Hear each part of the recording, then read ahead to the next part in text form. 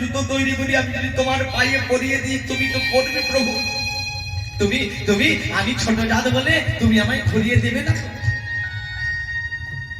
দেখো কেমন ভক্তি রসখানে, নিজ কুলে জন্ম, কিন্তু মনে মনে চিন্তা করছে আমি যদি জুতোটা তৈরি করি, সেই জুতো যদি আমি গোপালকে পরাতে যাই, ওই গোপাল কি করবে? ভগবান আমার সব সহ্য করতে পারে গো মা, দুটো জিনিস পারে না মা। কি কি বলুন তো? এক হলো কোন মানুষের অহংকার। দেখবেন আমরা বলি না, আরে আমার জন্যই এটা হয়েছে, আমি আছি বলে তো তোমরা বেঁচে আছো, বলি না? ভগবান সহ্য করতে পারে না। আমিটা কার বলুন তো? চিন্তা করে দেখুন মায়েরা, নিঃশ্বাসের কোনো বিশ্বাস নাই। আমরা যেখানে এসেছি আজকে, এখানে বলুন তো রাত্রিতে বাড়ি ফিরতে পারবো কিনা কোনো গ্যারান্টি আছে? রাখে হরি মারে কি, আর মারে হরি রাখে কি? মৃত্যু যখন কারোর জীবনে আসে মা, কোনো আমরা কেউ বুঝতে পারি না। একটা যখন রাস্তা দিয়ে মোটর সাইকেল যায়, সে তখন হর্ন দেয় যে আমি যাচ্ছি তুমি সরে যাও।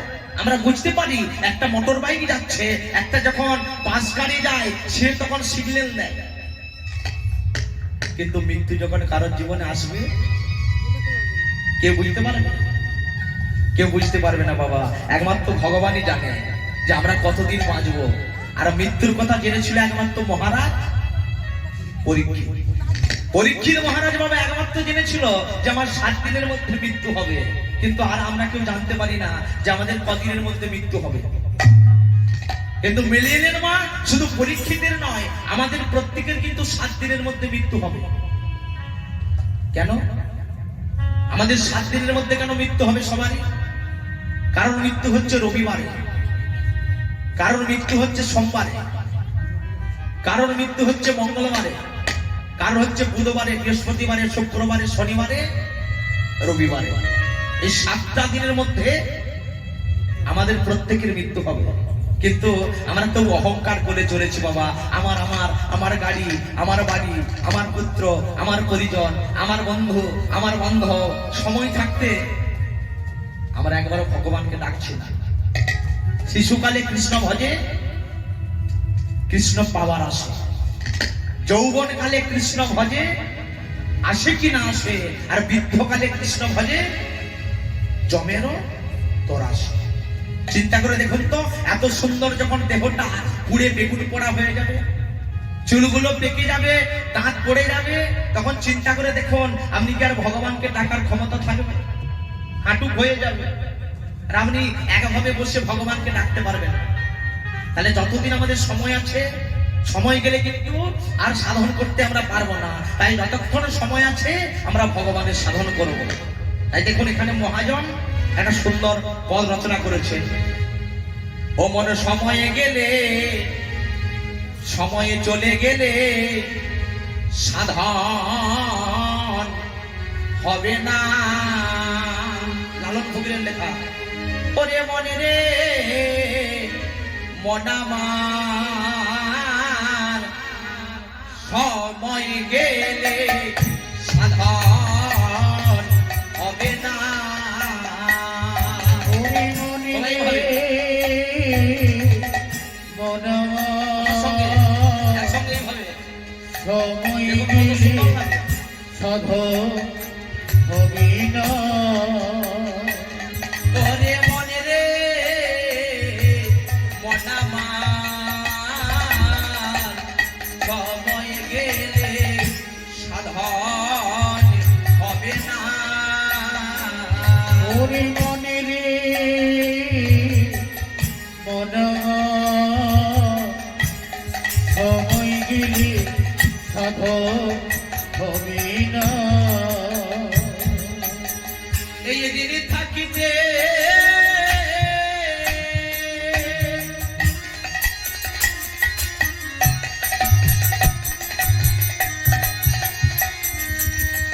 এই দিন থাকিতে দিনের সাধন, এই দিন থাকিতে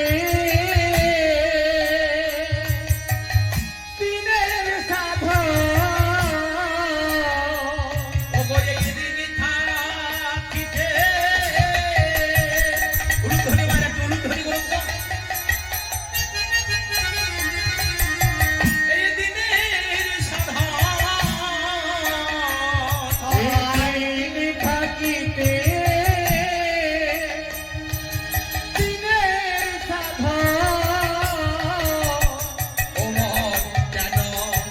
করিলে না মন কেন করিলি না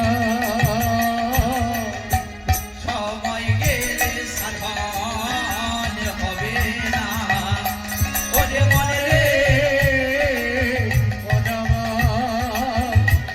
সময় গেলে সাধন হবে না ওরে মনে রে সময় গেলে সাধন হবে না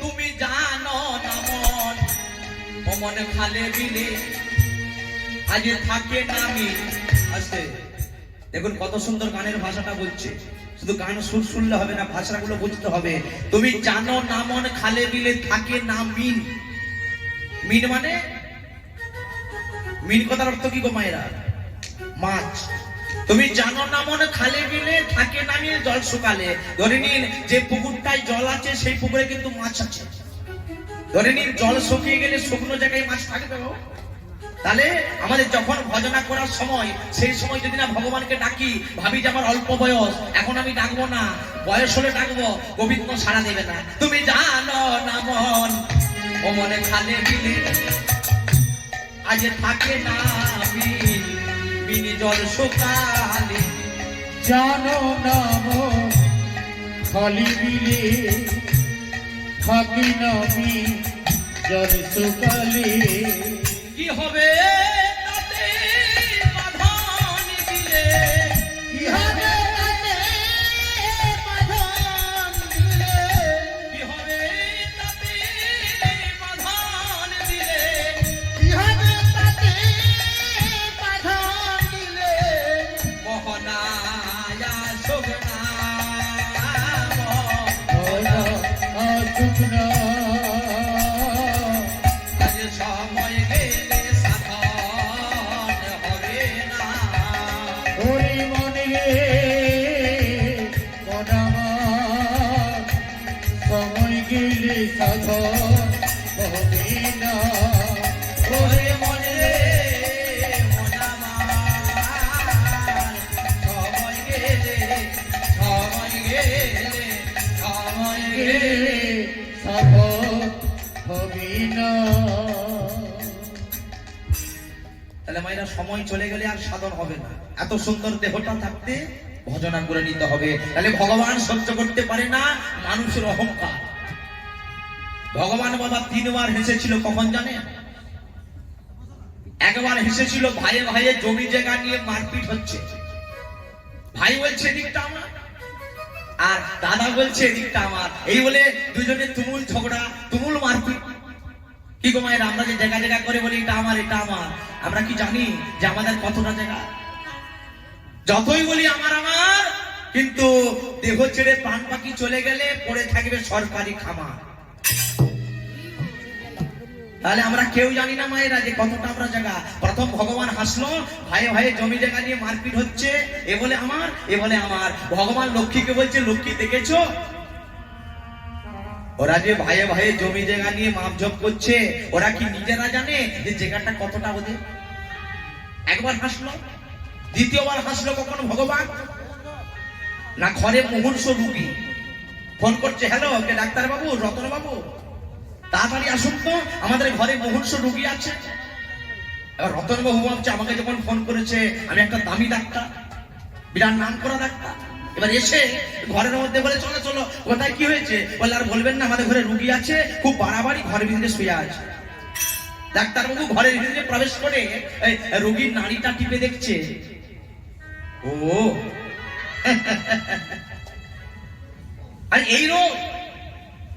এই রোগের জন্য আপনি আমাকে ডেকেছেন আমি রতন ডাক্তার নাম করা ডাক্তার আপনি তো বলতে পারতেন আমি একটা ছোটখাটো হাতুড় ডাক্তার পাঠিয়ে দিতাম তবে শুনুন আমি আপনাদেরকে গ্যারান্টি কার্ড দিচ্ছি 3 দিনের মধ্যে এই রোগীটা ভালো হয়ে যাবে ভগবান হাসছে নারদকে বলছে বেটা ওই ডাক্তার বাবু যে গ্যারান্টি কার্ড দিল 3 দিনের মধ্যে রোগীটা ভালো হয়ে যাবে ওই ডাক্তার বাবু নিজে জানে যে 3 দিনে বাঁচবে কিনা নিতাই গৌর হরি হরি